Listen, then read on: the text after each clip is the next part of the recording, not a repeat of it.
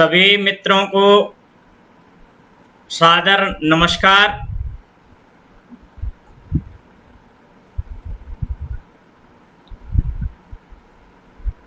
सिया राम मैं सब जग जानी, करऊं प्रणाम जोरे जुग पानी।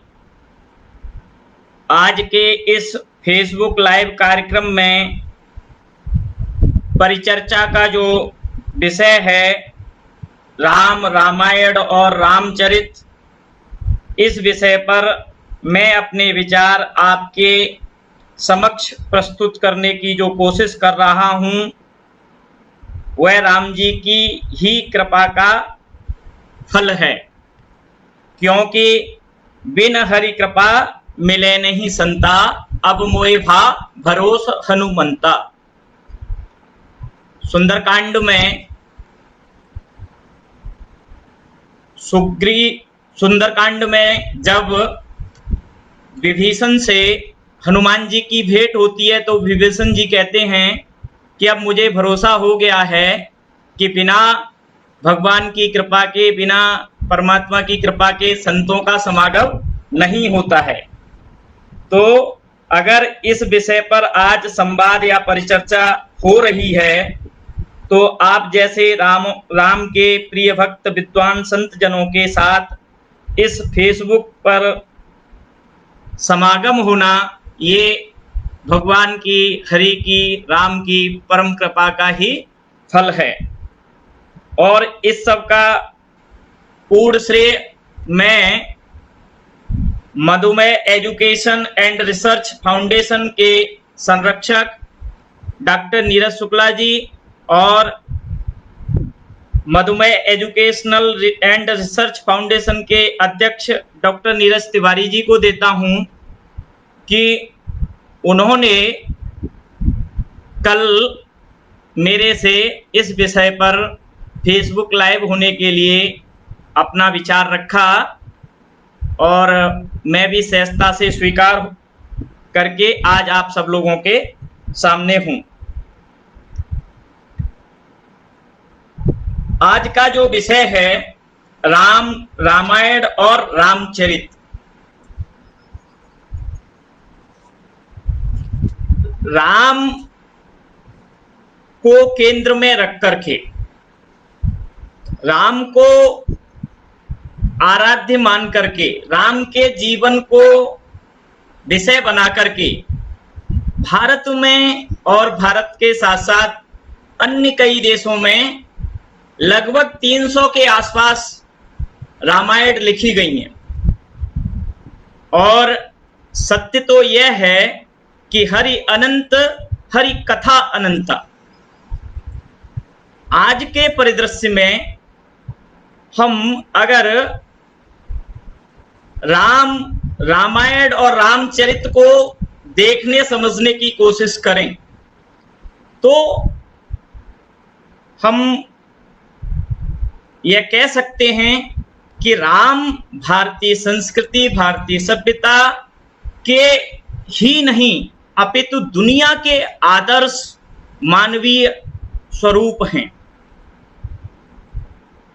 आदिकवि महाकवि वाल्मीकि जी ने उनके चरित्र को लेकर, उनके जीवन को लेकर के जो महाकाव्य लिखा और उस महाकाव्य से लेकर आज तक जो भी साहित्यिक सृजन रचनाकारों ने, कवियों ने किया, उस पूरी लंबी प्रक्रिया में महाकवि तुलसीदास जी की बहुत अहम भूमिका है। क्योंकि आज राम और राम से जुड़ा हुआ चरित्र और रामचरितमानस, अगर जन जन में राम व्याप्त हैं, जन जीवन में राम व्याप्त हैं, जनमानस में राम व्याप्त हैं, तो इस व्याप्ति का, इस उपस्थिति का, इस सहज सुलभता का बड़ा श्रेय हम महाकवि बाबा तुलसीदास को देते हैं। देश और ये सभी लोग स्वीकार करते हैं। राम की ऐतिहासिकता पर भी लेकर के सवाल उठाए जाते हैं कि राम कोई इतिहास पुरुष नहीं है, एक मिथ है।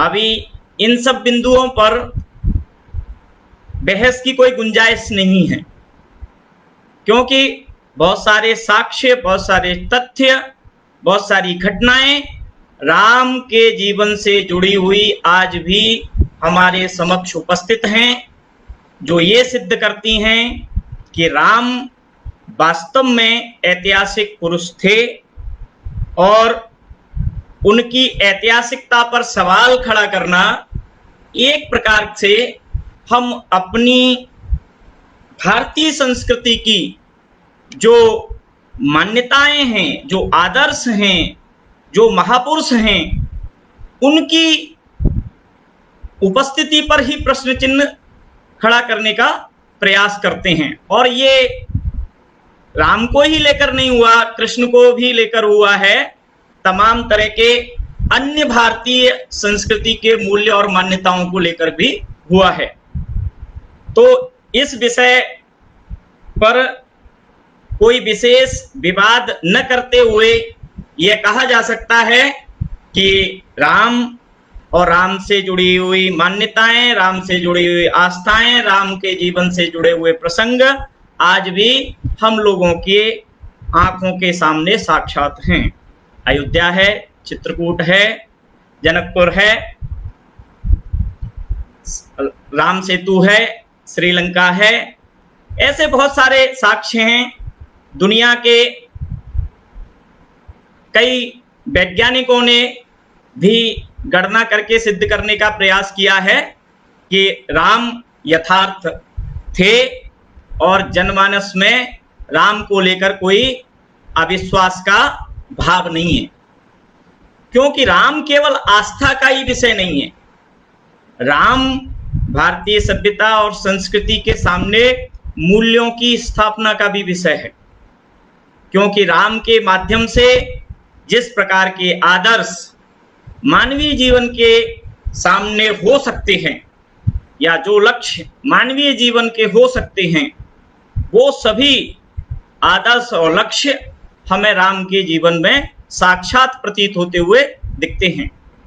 राम आदर्श पुत्र हैं, राम आदर्श शिष्य हैं, राम आदर्श भाई हैं, राम आदर्श पति हैं, राम आदर्श शासक हैं, राजा बनते हैं, राम आदर्श मित्र हैं, राम आदर्श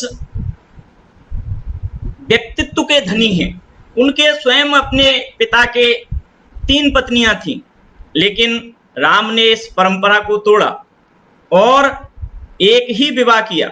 सीता के साथ विवाह करने के बाद राम ने पुनः जीवन में किसी प्रकार से कोई भी विवाह नहीं किया।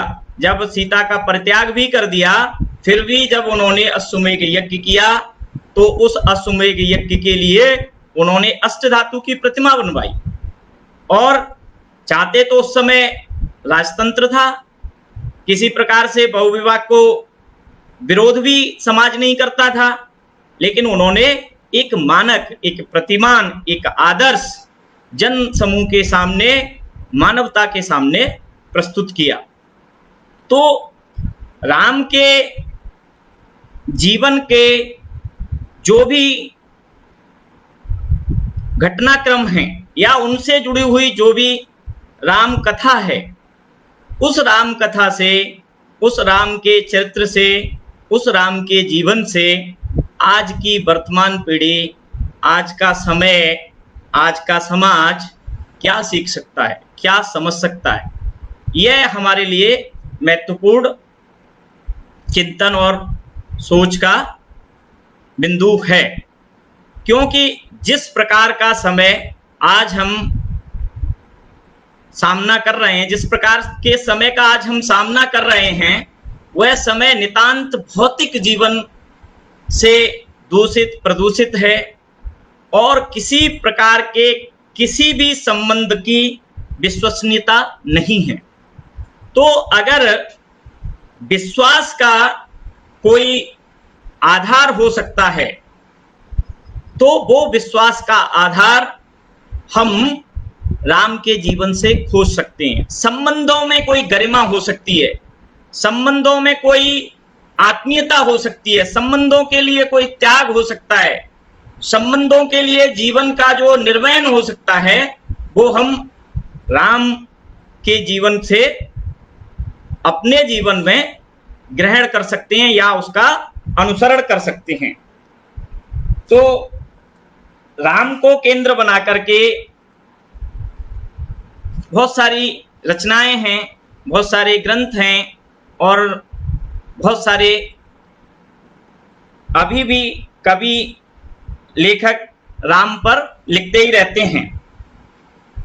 तो कबीरदास ने भी एक जगह राम पर लिखा है, दशरथ सुत त्यों लोक वखाना, राम नाम का मर्म है आना।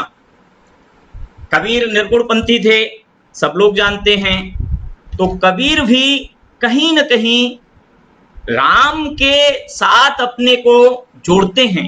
हालांकि उनका राम दशरथ नंदन नहीं है, दशरथ सुत नहीं है, उनका राम हृदय में उस परम आत्म तत्व का प्रकाश है जो हम सब जीवों के अंदर व्याप्त है, उसका ज्ञान है।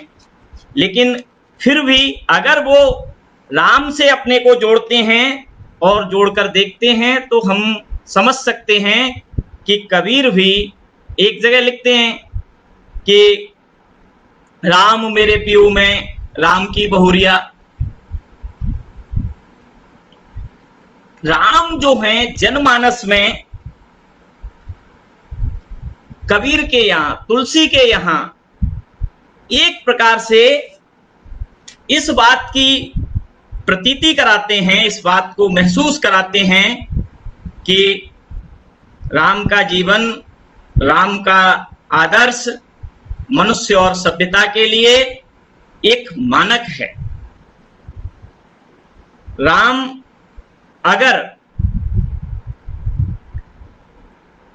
उनके व्यक्तित्व का हम कुछ पहलुओं के आधार पर समझने का प्रयास करें तो जो व्यक्ति कल राजा बनने वाला है और एकाएक उनको पता चले कि आपको सुबह राजपाट नहीं वनवास के लिए जाना है, तो वर्तमान पीढ़ी का मनुष्य, वर्तमान पीढ़ी क्या, अधिकांश अगर मनुष्य सभ्यता के इतिहास पर हम प्रकाश डालें और समझने का प्रयास करें तो देखते हैं कि अगर किसी का राज्याभिषेक होने वाला हो और एकाएक उसको सूचना मिले कि राज्याभिषेक आपका न हो करके आपको वनवास दिया जाता है, तो ऐसा राजा सबसे पहले जो आदेश देगा उसका ही कत्लेआम कर देगा, जो राजा बनने वाला होगा उसका कत्लेआम कर देगा। लेकिन राम ऐसा नहीं करते।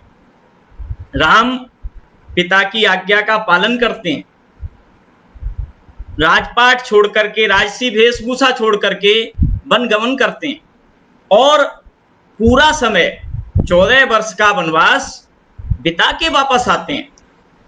और राम ही नहीं, राम कथा से जुड़े जितने भी पात्र हैं, भरत हों, लक्ष्मण हों, शत्रुघ्न हों, सीता हों, कौशल्या हों या दशरथ हों, वो सभी पात्र कहीं न कहीं एक आदर्श हैं। ऐसा नहीं है कि राम कथा में या राम से जुड़ी हुई कथा में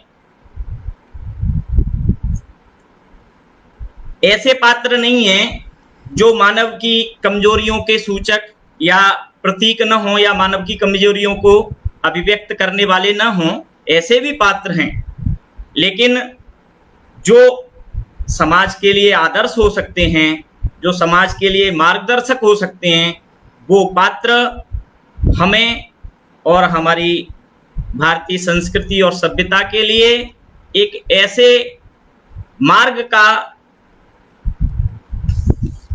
प्रशस्तीकरण करते हैं जिस मार्ग पर चल करके मानव सभ्यता ज्यादा बेहतर, ज्यादा संवेदनशील, ज्यादा मानवीय हो सकती है। अभी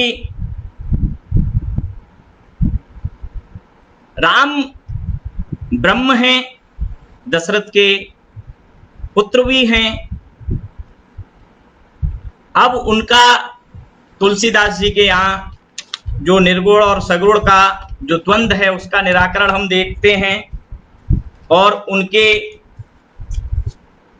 अवतार का, उनके प्राकट्य का कारण बताते हुए तुलसीदास जी कहते हैं कि गौ द्विज देव धेनु हितकारी, कृपा सिंधु मानुष तन धारी। तो उनका जो जीवन है वो जन कल्याण के लिए है। राजा बनने के बाद जो राम राज्य की कल्पना है, वह राम राज्य की कल्पना हर युग के राजा के लिए एक आदर्श है। उस राम राज्य की कल्पना का आज तक कोई विकल्प सामने नहीं है। हर राजा के सामने, हर शासक के सामने अगर कोई लक्ष्य है, या हो सकता है दुनिया के किसी भी शासक वर्ग के सामने, तो राम राज्य से बेहतर कोई विकल्प नहीं है। दैहिक दैविक भौतिक तापा, राम राज्य नहीं काहुए व्यापा। आज के शासन तंत्रों में, हम लोकतंत्र में रहते हैं, और लोकतंत्र में हर तंत्र, हर शासक, चाहे वो किसी भी प्रांत या राज्य या देश का शासक वर्ग हो, अगर वो सच में जनता के प्रति संवेदनशील है, जनता के प्रति अपने कर्तव्यों का ध्यान रखता है, तो कहीं न कहीं उसके मन में राम राज्य की कल्पना से आज भी एक बड़ा ही प्रेरणा मिल सकती है कि किस प्रकार से जन कल्याण में निरत रह करके राजा को शासन करना चाहिए। इतना ही नहीं, राजा को उत्तरदायी ठहराते हैं। तुलसीदास जी ने रामचरितमानस में कि जासु राज प्रिय प्रजा दुखारी, सो नृप अवश्य नरक अधिकारी। जिस राजा के राज्य में अगर प्रजा दुखी है, कष्ट में है, पीड़ा में है, संकट में है, तो ऐसा राजा अवश्य ही नरक का भागी होता है, नरक का भोगी होता है। तो राम राज्य की जो कल्पना है और राम का जो चरित्र है, राम का जो आदर्श है, वो मात्र आदर्श बन के रह गया। ये एक बड़ा सवाल है, आदर्श बन के क्यों रह गया है?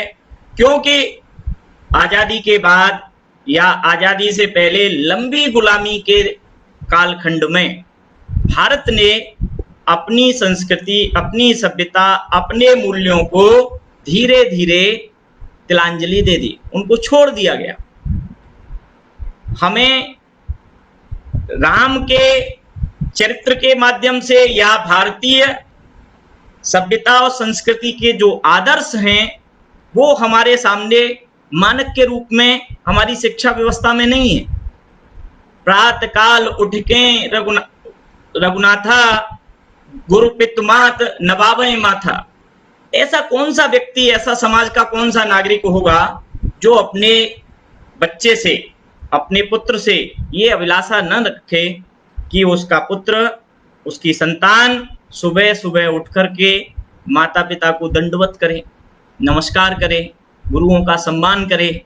क्या वर्तमान पीढ़ी, वर्तमान समय का जो युवा है या भारत का जो भविष्य है, क्या सच में ऐसा कर पा रहा है? वास्तविकता यह है कि आज की हमारी युवा पीढ़ी गुरु का सम्मान तो छोड़ दीजिए, गुरु का अपमान भी करती है। और लंबे समय से तो यह देखा जा रहा है कि विद्यालयों में, महाविद्यालयों की तो स्थिति अलग होती है कि गुरु अपने विद्यार्थी से कुछ कह नहीं सकता। अगर कुछ कहता है तो फिर गुरु के खिलाफ एफआईआर भी हो सकती है, उसको 1-2 दिन के लिए जेल में भी जाना पड़ सकता है। तो हालांकि ऐसा नहीं है कि गुरु भी कई चांडाल होते हैं जो छोटे से बालक के साथ अनाचार और अत्याचार करते हैं उनको दंड देने के और भी तरीके हो सकते हैं। लेकिन जो कबीर एक जगह लिख रहे हैं कि गुरु शिष्य कुमार को गड़गड़ काटें खोट, अंदर हाथ सहार दें बाहिर वाहें चोट। तो ये जो गढ़ने की प्रक्रिया थी, गुरु गृह पढ़न गए रघुराई, अल्पकाल सब विद्या आई। तो जो गढ़ने की प्रक्रिया थी वह प्रक्रिया आज के विद्यालयी जीवन में, आज के शिक्षा के संस्कार में लगभग धीरे धीरे जानबूझ करके उसको जड़ों से काट दिया गया। आज शिक्षक अपने विद्यार्थी को डांट नहीं सकता, समझा नहीं सकता, कुछ बोल नहीं सकता। अगर कुछ भी बोला, कुछ कहा। और दूसरी बात, जिस प्रकार की शिक्षा व्यवस्था शहरों में, महानगरों में विकसित हुई है, उस शिक्षा व्यवस्था के अंतर्गत शिक्षक को विद्यार्थी वर्ग लगभग मजदूर समझता है। क्योंकि प्राइवेट विद्यालयों में पढ़ाने वाले जो शिक्षक होते हैं उनको जो विद्यार्थी हैं वो जब चाहें नौकरी से निकलवा सकते हैं। तो ऐसी स्थिति में अब हम राम के चरित्र से, राम के आदर्श से, राम के जीवन से, राम की कथा से अपनी युवा पीढ़ी को क्या सीख दे सकते हैं, क्या सिखा सकते हैं, ये बुनियादी सवाल है। अब युवा पीढ़ी को तो सिखा सकते हैं, शासक वर्ग के सामने एक कल्पना है राम राज्य की। शासक वर्ग तो उस कल्पना पर 70 साल से नहीं चल रहा। शायद भविष्य में हम उम्मीद कर सकते हैं कि ये कल्पना पूर्णतः नहीं तो अंशतः साकार हो। लेकिन समाज के स्तर पर, व्यवस्था के स्तर पर, सामाजिक तंत्र के स्तर पर हम अपने समाज में कम से कम आने वाली पीढ़ी को संस्कारों से प्रेरित करने के लिए राम का जो जीवन है, किस प्रकार से वो गुरुओं का, माता पिता का, परिजनों का सम्मान करते थे। आजकल के बच्चे, आजकल की पीढ़ी माता पिता की बात सबसे कम मानती है, जबकि माता पिता और गुरु कभी भी अपनी संतान या अपने शिष्यों का अहित नहीं चाहते। तो इस प्रकार से अब ये आदर्श किसी इंजेक्शन में लगा के तो आप विद्यार्थी को दे नहीं सकते या अपने बच्चों को दे नहीं सकते। ये संस्कार और ये आदर्श एक दिन में आ नहीं सकते। इनको देने की एक लंबी प्रक्रिया है और वो धीरे धीरे परिवार से और परिवार के माहौल से आती है। परिवार और परिवार के माहौल के साथ साथ विद्यालय के संस्कार से आती है, विद्यालयी परिवेश के संस्कार से आती है।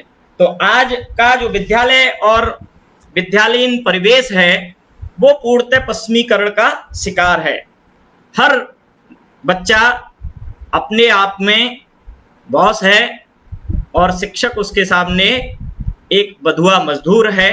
तो इस मानसिकता और इस सोच को हम राम के चरित्र और जीवन के उदाहरणों के माध्यम से अपने बच्चों को कुछ प्रेरित कर सकते हैं, उनको समझा सकते हैं, उनको कथा सुना सकते हैं। एक काम तो ये कर सकते हैं। राम के जीवन में 2 घटनाओं को लेकर उनका पूरा चरित्र एक आदर्श है। एक तो स्त्रियों के संदर्भ में सीता का जब वापस वनवास से आने के बाद, जब अयोध्या में जब उन्होंने निंदा सुनी, तो उसके बाद जब माँ सीता गर्भवती थीं और उन्होंने लोक मर्यादा, लोक लज्जा और लोक भय या लोक की जो मर्यादा बची रहे उसके कारण परित्याग कर दिया। और ये आज के स्त्रीवादी विमर्श के संदर्भ से अगर हम इसको देखें तो ये कहीं से भी उचित नहीं माना जा सकता, क्योंकि उस लोक मर्यादा के, लोक भय के कारण ये परित्याग करना एक प्रकार से सीता जी के साथ या जो स्त्रियों के जीवन में स्त्रियों के अधिकारों के साथ अन्याय है। और इस परित्याग पर अंततः राम कभी भी खुद को और सीता भी राम को कभी भी उस रूप में फिर मिल नहीं पाई। अंततः सीता राम के दरबार में जब लव कुश के साथ युद्ध के बाद जब आती हैं और पृथ्वी में विलीन हो जाती हैं, तो एक घटना उनके जीवन की सबसे अहम घटना है, जहां एक बार राम रावण युद्ध के बाद जब सीता की अग्नि परीक्षा का भी सवाल आता है, तो यहाँ जो राम का चरित्र है, आज के 21वीं सदी के संदर्भ में रख के अगर हम इस चरित्र का मूल्यांकन करें, विवेचन करें, तो कहीं न कहीं राम यहाँ कमजोर दिखाई पड़ते हैं। यहाँ एक सहज साधारण मनुष्य ज़्यादा मजबूत दिखाई पड़ता है वृक्ष राम के, और इसको हमें स्वीकार करने में किसी भी प्रकार की हिचक नहीं होनी चाहिए। जो सत्य है उसको स्वीकार करना चाहिए। दूसरा, संबूक पद के मामले में भी राम पर आरोप लगते हैं। मित्रता का धर्म निर्वहन करने में राम का कोई विकल्प नहीं है। मित्रता का निर्वहन वो बड़ा सहज भाव से करते हैं, आत्मीय भाव से करते हैं, चाहे वो सुग्रीव के साथ मित्रता हो, चाहे विभीषण के साथ मित्रता हो। जब विभीषण उनके पास आता है तो वो उन्हें बिना युद्ध जीते ही लंका का राजा बना देते हैं, और उनके मंत्रीगण सवाल करते हैं कि अभी तो प्रभु हम जीते भी नहीं है, विजय भी नहीं हुई है, अगर कहीं हम हार गए युद्ध में तो आपने तो इनका राज्याभिषेक कर दिया, तो फिर इनको राजा कैसे बनाएंगे? तो उनका उत्तर होता है कि अगर हम युद्ध हार गए तो हम इन्हें अयोध्या का राज्य दे देंगे, और मैं समझता हूं कि भरत मेरी बात नहीं टालेंगे। तो जो वचनबद्धता है मित्रता में, उसका निर्वहन पूरी शिद्दत और ईमानदारी के साथ राम के चरित्र में हमको दिखाई पड़ती है। सुग्रीव के साथ मित्रता है, और उस मित्रता में सुग्रीव के साथ सुग्रीव के भाई ने जो अन्याय किया है, उस अन्याय में सुग्रीव का वो साथ देते हैं और बाली का वध करते हैं। बाली को ऐसा वरदान मिला था कि जो भी व्यक्ति उसके सामने प्रत्यक्ष हो जाता था, आ जाता था, उसका आधा बल बाली में आ जाता था। तो बाली को वो पेड़ की ओट से छिप करके उसको मारते हैं, और इस पर बाली मृत्यु के बाद जब राम उसके पास जाते हैं तो सवाल करता है बाली कि मैं बैरी सुग्रीव प्यारा, कारण कवन नाथ मोय मारा। मैं तो दुश्मन हो गया, सुग्रीव प्रिय हो गया, ऐसा कौन सा कारण था कि आपने मेरा वध किया? वो बताते हैं, धर्म युक्त उत्तर देते हैं कि किस प्रकार से आपने अपने भाई की पत्नी का अपहरण कर लिया, तो उस अधर्म के कारण मैं आपका ये जो समुचित आपको जो दंड देने का जो मुझे अधिकार था धर्म युक्त, वो मैंने आपके साथ व्यवहार किया। और कई प्रसंग हैं। सबरी का प्रसंग राम के जीवन का अत्यंत महत्वपूर्ण प्रसंग है। सबरी के जीवन में और राम के जीवन में सबरी का प्रसंग एक प्रकार से जो सामाजिक विभेद, जो वर्ण व्यवस्था में ऊंच नीच का जो भाव है, वो किस प्रकार से सबरी के आश्रम में जाकर के सबरी के जूठे बेर खाते प्रेम में होकर, क्योंकि राम को सिर्फ राम ही केवल प्रेम प्यारा, जान ले ही जोए जानन हारा, तुलसी लिखते हैं। दूसरी बात कबीर भी लिखते हैं। कबीर कहते हैं पोथी पढ़ पढ़ जग मुआ, पंडित भया न कोय, ढाई आखर प्रेम का बड़े सुपंडित हो। जायसी भी लिखते हैं।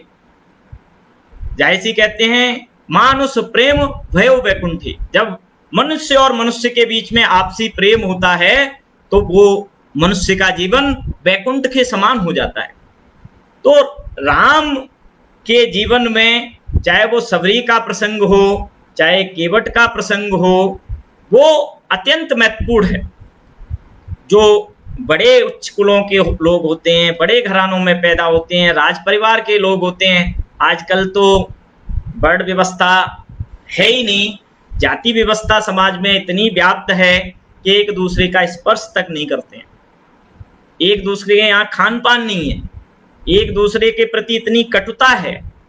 तो अगर इस समाज को समरसता, समता या समानता के भाव से आगे परस्पर मानवीय बनाना है तो हमको वह सबरी के प्रति प्रेम दिखाना पड़ेगा, केवट के प्रति प्रेम दिखाना पड़ेगा, उनको सामाजिक सम्मान, उनको गले लगाना पड़ेगा, उनके जाके घर भोजन करना पड़ेगा। जब तक आप किसी के घर भोजन नहीं करते, उसका जल नहीं पीते, उसके यहाँ खान पान नहीं करते, तब तक वो आत्मीय संबंध होता नहीं है। आजकल के नेता लोग, आजकल के तो जो नेता हैं वो राजनीतिक चुनाव जीतने के लिए दलितों के घरों में, झोपड़ियों में जाते हैं और अपना भोजन साथ में ले जाते हैं। राम भी ऐसा कर सकते थे, लेकिन राम ने ऐसा नहीं किया। राम उन झूठे वीरों को बड़ी ही भावना से खाते हैं। और राम का जो चरित्र है, राम का जो जीवन है, वह चरित्र और जीवन एक प्रकार से सुख दुख में समान उदार व्यक्तित्व वाला चरित्र है। क्योंकि जब उनके राज्याभिषेक की सूचना के लिए उनके मंत्री को जाकर के सूचना देनी होती है, तो मंत्री जाके राम को सूचना देते हैं कि कल आपका राज्याभिषेक होना है। तो राम को न कोई अपार हर्ष नहीं होता, एकदम शांत सहज भाव से उस सूचना को सुन लेते हैं, समुद्र की तरह एकदम शांत बने रहते हैं। और यही सूचना, इसके उल्टी सूचना अगले दिन जब उनको मिलती है कि आपको वनवास होना है, तब भी वो उतने ही शांत और उदार चित्त रहते हैं, समुद्र की तरह।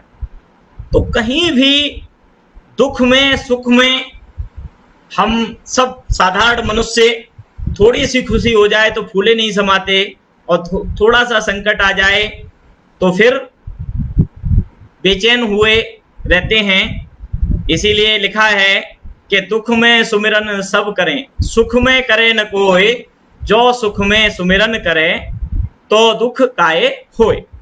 तो सुख दुख को समान करके देखने के लिए जो राम का जीवन है, राम का जो चरित्र है, राम का जो आदर्श है, वो मनुष्य अपने जीवन में थोड़ा बहुत अपनाए तो जो इतनी हड़बड़ी, हाय तौबा और केवल मैं और सिर्फ मैं का जो भाव है, उस पर कहीं न कहीं निश्चित रूप से विराम लगेगा।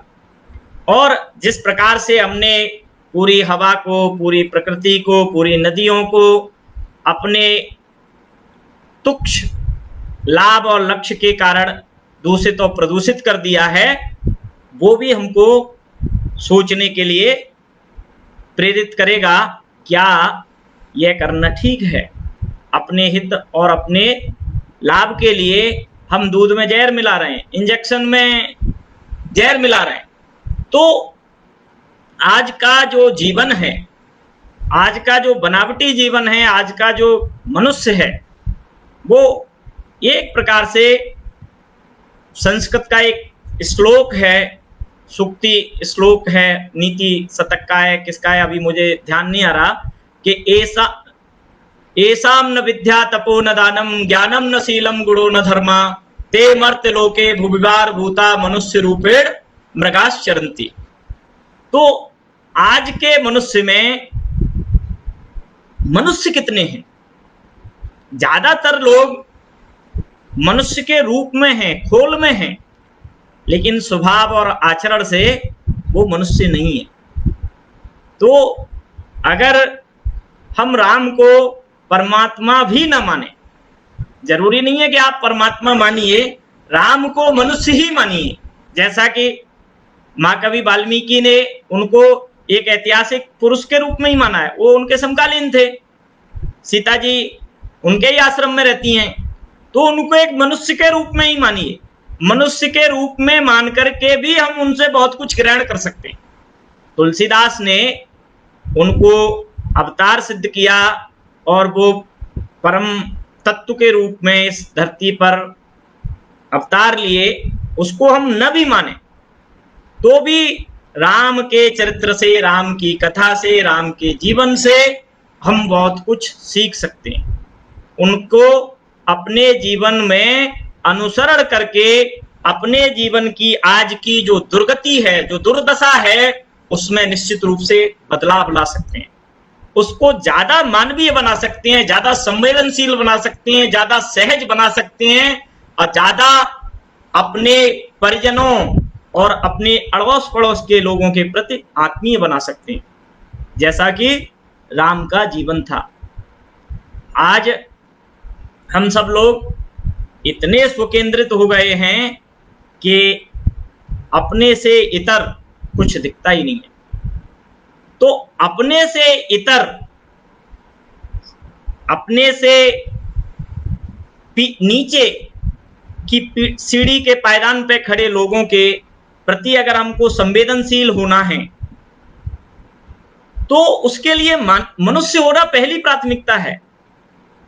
देवता होके हम उनके प्रति संवेदनशील नहीं हो सकते, जैसा कि आजकल के ज्यादातर लोग मनुष्य रहते ही नहीं है। तो मनुष्य की तरह कैसे जीवन जिए, ये भी हम राम के जीवन से, राम के चरित्र से, राम के आचरण से, राम की कथा से ग्रहण कर सकते हैं। और बहुत सारी राम कथा और राम की जीवन की घटनाओं के बारे में भी चर्चा की जा सकती है।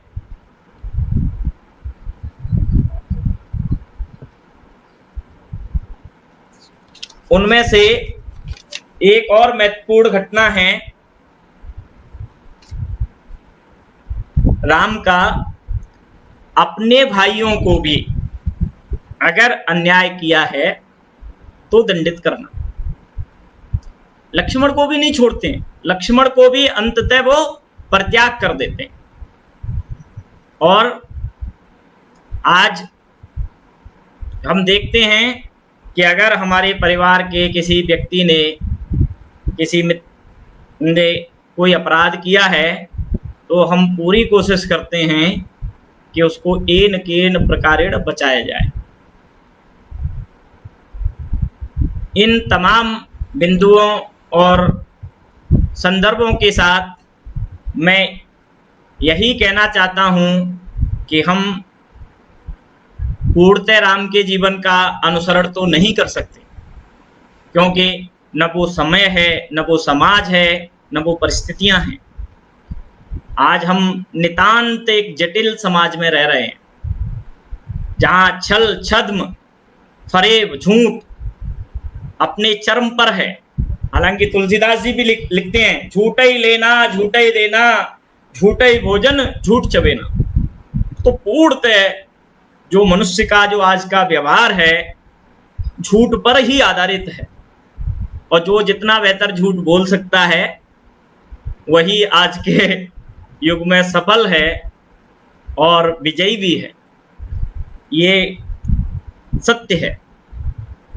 तो हम पूर्णतः झूठ का परित्याग तो नहीं कर सकते, नहीं करना इतना आसान भी नहीं है, लेकिन फिर भी हम बहुत कुछ ऐसे झूठों को छोड़ सकते हैं जो हमारे ही व्यक्तिगत जीवन में ही काफ़ी बदलाव ला सकते हैं, पारिवारिक जीवन में बदलाव ला सकते हैं, हमारे संस्कारों में बदलाव ला सकते हैं।